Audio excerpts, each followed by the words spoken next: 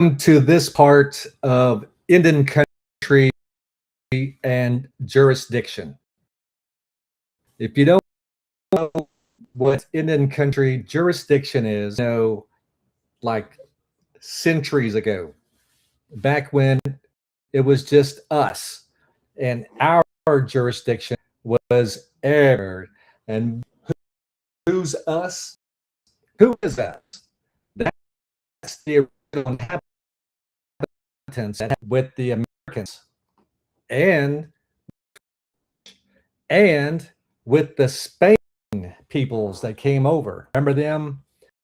So been colonized by is by language that you speak, that you borrow. You borrow the language. That's it. You borrow it. At least I do. It's not my language. They've taken me to the public school. So if you're of my generation and you played cup ball at the bowling alley, or you was at any kind of ballpark playing kickball, dodgeball, any kind of thing like that. Remember those days? Or fast pitch softball tournaments? My generation, we were at the boarding school. So 1982, Oklahoma Indian Child Welfare Act of 1982 set us free. The state of Oklahoma said, oh no, we're about to genocide the people off the planet. So the Oklahoma Indian Child Welfare Act of Oklahoma's state statute keeps the children in the culture of the people. So how did we get here? How did this all happen? Well, if you follow me or go to my other platforms that I'm currently on right now, that is Mick James Twitch. That's also Mick James Indigenous Peoples Law on YouTube. That's also, we're on Facebook, which that's another story. But it's important because there's a lot of Indian families that don't know the federal tribal protective rights that their children have, not to be adopted out, not to be foster cared out, and not to be in any other non-Indigenous home, but our people, the culture of our people, as stated by the Oklahoma Indian Child Welfare Act of 1982. So the 5 key cases on the doctrines of discovery in federal Indian law, you can look these up because you need to know how they impose this upon everyone of Turtle Island. That's Johnson B. McIntosh, 1823, established that Native American tribes could not sell land to private citizens without federal approval. Let's just keep it right there. Why is that important? Land is sovereignty. Land is a food source and resources, natural resources that the ceremonial people are stewards of, that we all share in common here of the red people before any Caucasian ever showed up by the doctrines of discovery. So you got to know that there are 10 elements to the doctrines of discovery. So once they establish that they cannot sell the land to any private citizen, that means they're going to start developing a Indian Commerce Clause down the road. So when the federal government had preemptive rights, so you can also go and check out the Cherokee Nation versus Georgia. But how does that deal with us? How does that deal with the Shawnees? That's with the Cherokees, not the Shawnees, not the Cheyenne, the Tististas, not the Arapaho, the Hananoe. None of them are there. Just the Cherokees, like the Cherokee princess that's up there. Who, what's his name? Mullen, the Cherokee princess. Did you see Trump? I'm just trying to bust up on that dude now. You see Trump says, really? That's a Cherokee? Trump had to take a double look. Remember? That was funny. Anyway, the Cherokee princess, that deals with him, probably, or not. But there are 3 cases that deal with them. They call them the Worcester cases. So you got Cherokee Nation versus Georgia, 1831. So a lot of these treaties with international global protections for the cultural ceremonial people that Creator calls by name in a region of their food source and medicine wherever they go, because we go by the calendar of our Creator and where we move for ceremonies, right? For those who know, you know, right? Right. Okay. So now you're going to have to go a little bit further down to 1832, where it's the Worcester versus Georgia affirmed tribal sovereignty. However, you got to watch out for Mitchell versus United States, 1835, which recognized Indian property rights under Spanish law. Remember, you got to know about the and which one that you go to. Which one had colonized here is a treaty. Now, whoever takes over the land base, such as Napoleon's War, if you remember Napoleon's War, remember the France had came up the Mississippi. So by the doctrines of discovery, there are the 10 elements. That river went all the way up to Canada, right? Canada went all the way up there. And so they got both sides of the bank. It's very important to know the 10 elements of the doctrines of discovery because it's witchcraft. It's witchcraft imposed upon the indigenous people from the papal bulls, the Pope, way back in the day when he sent these people out to have a just war on the brown people today. So if you look and see what's going on today, I'm just trying to segue a little bit for today. What Trump is doing is the doctrines of discovery. He's imposing a religious war of Christianity, which is the doctrine of discovery. If they do not convert to Christianity, then it's a just war. So you can see when Trumpelstiltskin had placed the Department of War, which was geared specifically against the red people, the indigenous people, that's what it was made for. Be ye not deceived that this is where we're at today is by the doctrines of discovery. If you know the 10 elements, you can see everything is played out for the resources. And the children are the owners that were stewards for their future today. Today. So if they remove the children from the indigenous family, how much do they get paid, these other people? So my child was adopted out when I was in Desert Storm, the war for the Americans. Desert Storm. I never knew my child even existed till about 3 years ago, maybe 2 years ago, when she found me. And so there was protections to keep her from being adopted out, especially the Oklahoma Indian Child Welfare Act of 1982 and all the child protective service workers at the tribal corporations, because I was a child protective service worker for some of these tribal corporations where we actually saved children from the black robe that was trying to take the babies from the babies. So there are some tribal corporations that actually save children from being adopted out or placed into a non-Indian home and have a shelter to place them. And so the protections for the children do exist in some places, but a lot of people are not informed the federal treaty rights of the children today, right now, that's been since time immemorial. All these people that adopt your child, they get $4,000 in the foster care system per child, $4,000. When we have in our code of laws, now get ready, here we go. In our code of laws, in the preamble, it says to protect our treaty rights and agreements with the United States government, to protect our heritage, culture, and religion. It's all here.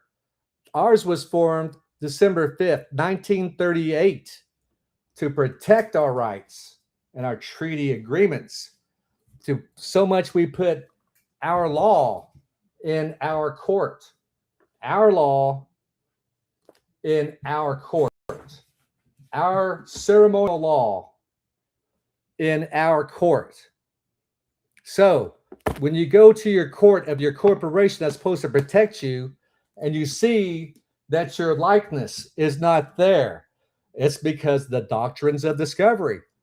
To go into Indian country, and if you read your treaty, it says what you can do when these people, personas, citizens, Caucasians come into Indian country and do harm to you. They're outside the protections of America. They're outside the protections of the United States government. And they say you can do whatever your ceremonial law says to do upon them. So it's important to know that your treaty is a supreme law of the land, and that children have rights, treaty rights, cultural, ceremonial rights to remain with the culture of the people. So if you have a guardian ad litem out there, you better make sure they're of the culture. And why is it that an elder of the ceremonial people, not a guardian ad litem? That's a question that people should definitely look into. Or, hey, like I said, I am for hire. I do contract. I'm out there as the federal tribal prosecutor for Indian country because no one else is. You see anybody else out there doing anything to help you? They're having conferences. They just had a conference in the city, the NICWA, the 44th annual. So where are they at to help you save your children when you can do it for $5 at the Eastern District Court of Oklahoma, a competent court of jurisdiction to hear about the federal Indian Child Welfare Act, and specifically here in Oklahoma, the Oklahoma Indian Child Welfare Act of 1982. For some of us, this is our history. This is our life. You ain't erasing my truth, government of America. It's just the truth. So you're going to have a lot of people on Facebook and other places that's just going to have to get over it.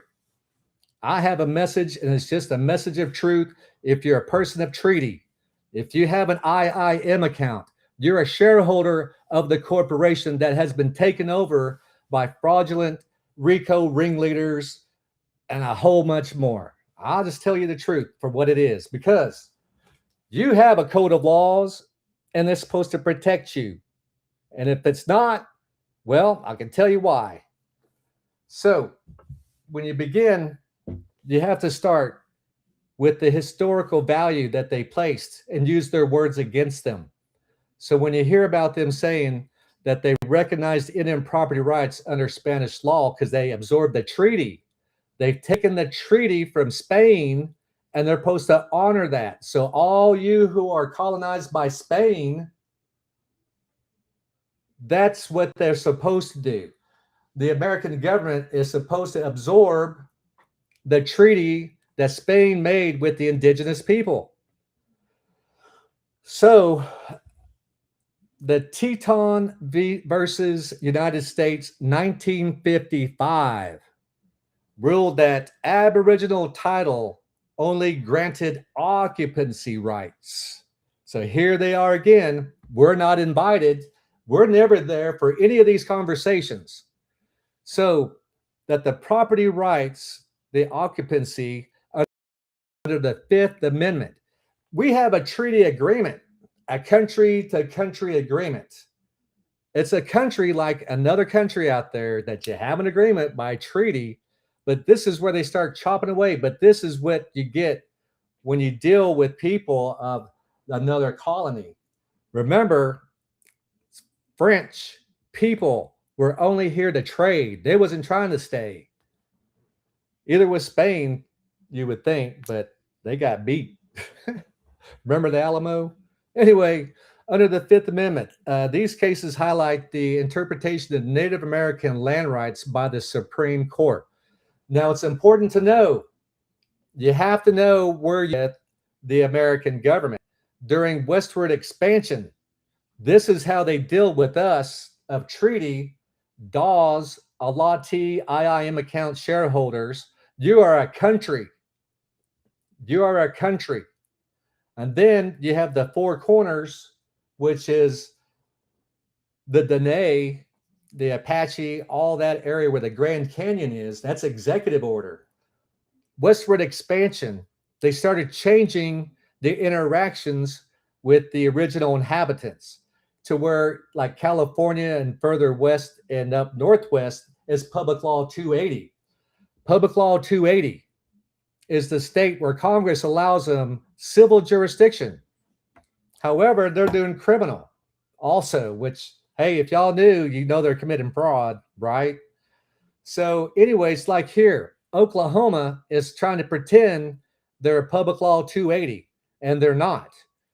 We, the sovereign people, have formed a corporation to do dealings and protect us in contracts and international trade.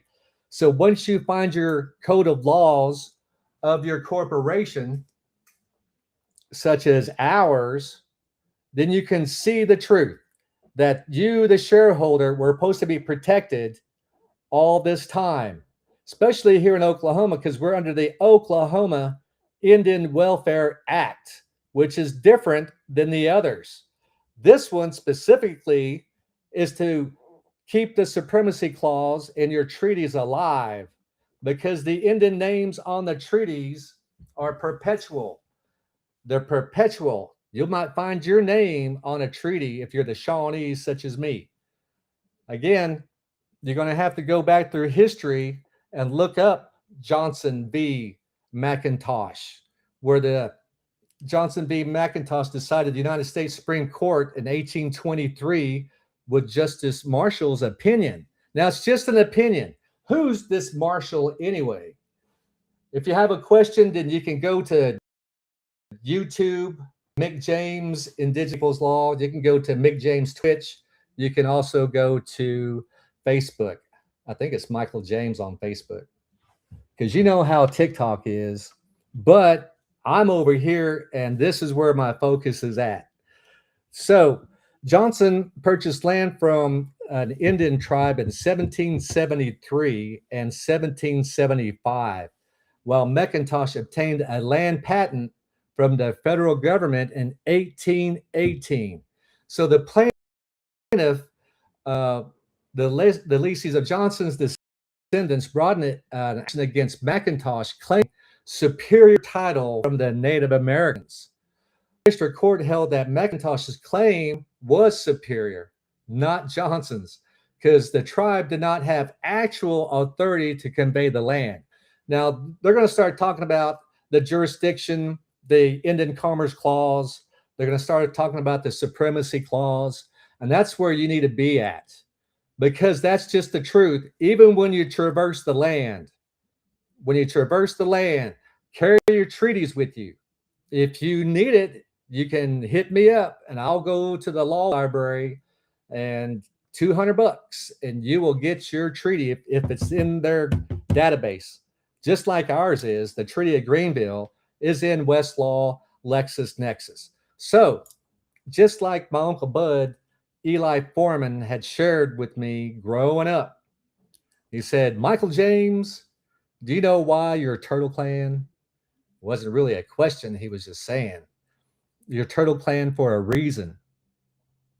You're going to live a long time.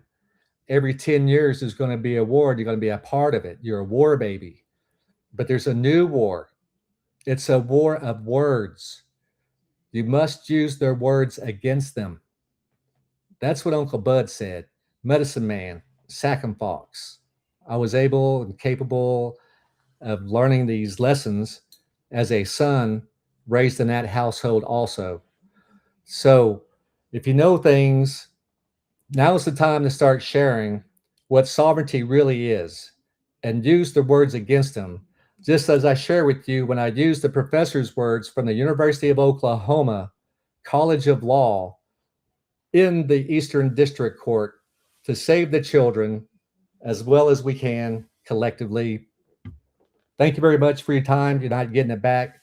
Peace and fry bread grease, as Uncle Marvin, Marvelous Marv, Alexander, and all my other family.